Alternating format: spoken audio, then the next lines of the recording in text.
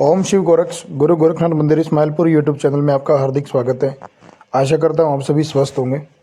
बाबा मोहन राम एक हिंदू देवता के रूप में पूजे जाते हैं। उनके अनुयायी उन्हें भगवान कृष्ण का अवतार मानते हैं, जो द्वापर युग के दौरान प्रकट हुए थे। इनका जो धाम है वो काली खोली के नाम से जाना जाता है। काली खोली में बाबा मोहन राम जी अपने नीले घोड़े पर सवार दिखाई देते हैं। इनका जो विशेष दिन है वो द्वितीय यानी कि दोज को इनकी विशेष पूजा की जाती है। हरियाणा, राजस्थान, उत्तर प्रदेश से लोग भारी भरकम भीड़ के साथ जाते हैं। काली खोली भिवाड़ी, मिलकपुर राजस्थान में पड़ती हैं। अभी जैसा कि आपको पता है कि होली आ रही है, तो धुलंडी वाले दिन यानी कि दोज को इनका मेला लगता है। फागुन दोज को बहुत ही शक्तिशाली देवता के रूप में पूजे जाते हैं। आज इस वीडियो के माध्यम से मैं आपको बताने जा रहा हूँ कि बाबा मोहन राम की सेवा कैसे करें, क्या क्या शक्तियाँ हैं, क्या क्या चीज़ें हैं जो बाबा मोहन राम की सेवा में आती हैं। तो इनकी जो सेवा साधना है वो आपको बिल्कुल सात्विक रूप में करनी पड़ेगी। सात्विक ही इनको भोग प्रसाद लगता है।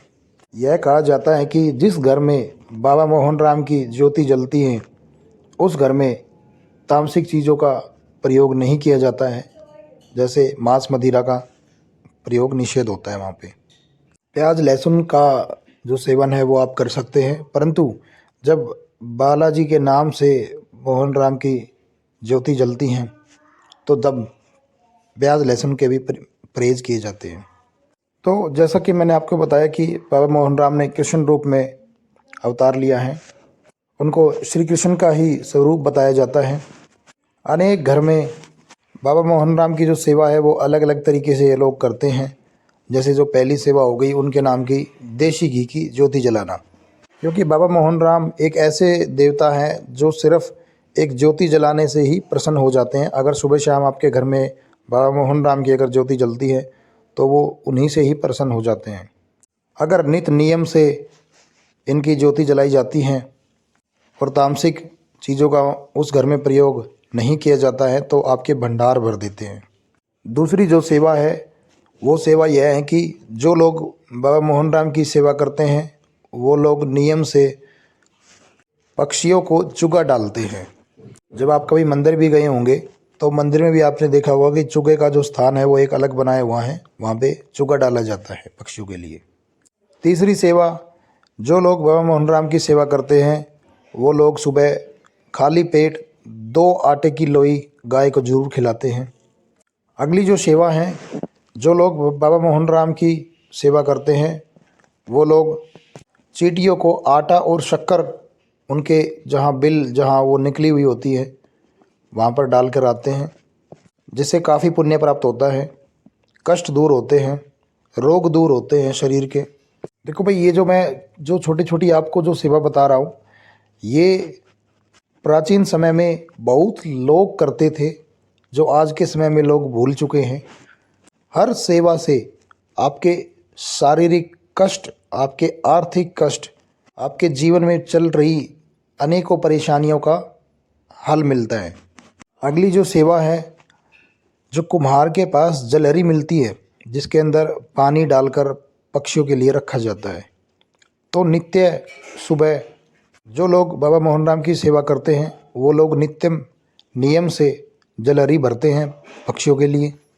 बेजुबान पक्षियों के लिए पानी रखना बहुत बड़ी सेवा है, जिससे काफ़ी पुण्य प्राप्त होता है। हो गई कि जो लोग अपने गृहस्थ जीवन में रहकर ये सेवा साधना कर रहे हैं, परंतु इसके अलावा कुछ लोग होते हैं जो भक्ति लाइन में है, भक्ति और भक्ताई लाइन में हैं, वो जो सेवा करते हैं। आपने अपने जीवन काल में देखा होगा बहुत सारे जो साधु संत होते हैं वो खड़ी तपस्याएं करते हैं या झूले की तपस्याएं करते हैं। तो जो खड़ी तपस्या जो होती हैं वो 21 दिन, 41 दिन, 51 दिन, 108 दिन, 1 साल, 2 साल, 4 साल, 12 साल, ऐसे मतलब लंबे समय के लिए होती हैं। तो जो लोग भक्ति और भक्ताई में रहते हैं वो इस तरह की सेवा साधना करते हैं। इसे बाबा मोहन राम की ही साधना बोलते हैं। यह साधना भी उनकी एक सेवा का ही हिस्सा है।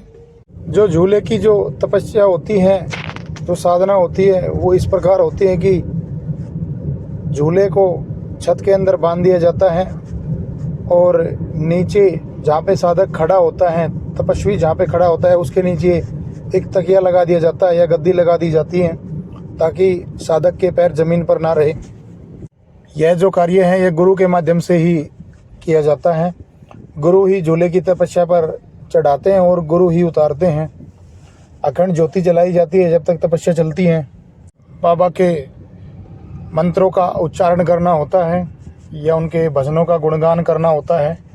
और जो तपस्वी होता है, जो साधक होता है, वो सिर्फ फलाहार ही लेते हैं, उनको भरपेट भोजन खाने की अनुमति नहीं होती। ये गुरु का निर्देश होता है।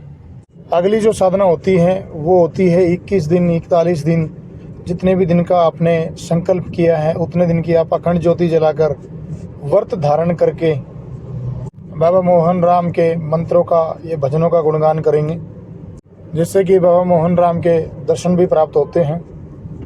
अगली जो सेवा होती है वो होती है पंचधूने की तपस्या।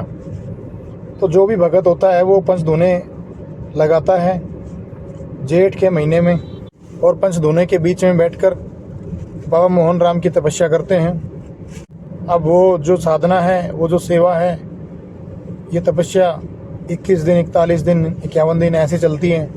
तो ये जो सेवा तपस्या थी, ये थी भगत के लिए जो मैंने आपको बताई।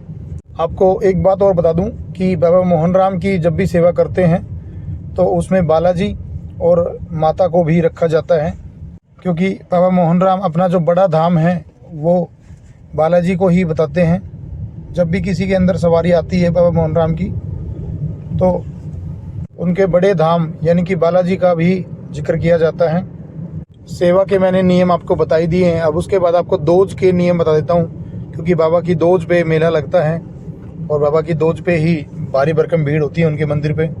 दोज का जब व्रत करना होता है तो पूर्णिमा आती है हर महीने, पूर्णिमा के अगले दिन, उससे अगले दिन जो दोज आती है उसको व्रत धारण किया जाता है।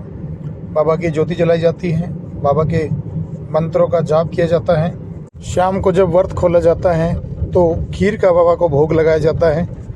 जब भी कोई भाई बहन बाबा के 11, 21 जितने भी व्रत का संकल्प लेते हैं, तो जब उनके संपूर्ण हो जाते हैं, संपूर्ण होने के बाद उनका उद्यापन किया जाता है और उद्यापन में कन्या जमाई जाती हैं, खीर पूड़ी का भोग लगाया जाता है, 5 छोटे बच्चे जमाए जाते हैं और उनको श्रद्धानुसार दक्षिणा देकर विदा करना होता है। और बाबा का जो मेला है वो होली वाले दिन लगता है, क्योंकि बाबा को कृष्ण भगवान का ही अवतार बताया गया है। तो बहुत ही बड़ा विशाल मेला लगता है इस दिन। अभी जैसे होली आ रही है तो होली पे बहुत बड़ा मेला इनका आपको देखने को मिलेगा, जो मिलकपुर काली खोली धाम पे मिलेगा। तो ये थी बाबा मोहन राम की सरल सेवा साधना। बाकी पूर्ण ज्ञान तो किसी को भी नहीं है, बस ये है कि अपनी श्रद्धा अनुसार बाबा की सेवा करते हैं सब, और अनुभव के द्वारा ही बताया जाता है कि वह साधना कितनी फलदायी रही। बाकी आशा करता हूँ दी हुई जानकारी से आप संतुष्ट होंगे। हम मिलते हैं एक नई वीडियो के साथ, तब तक के लिए ओम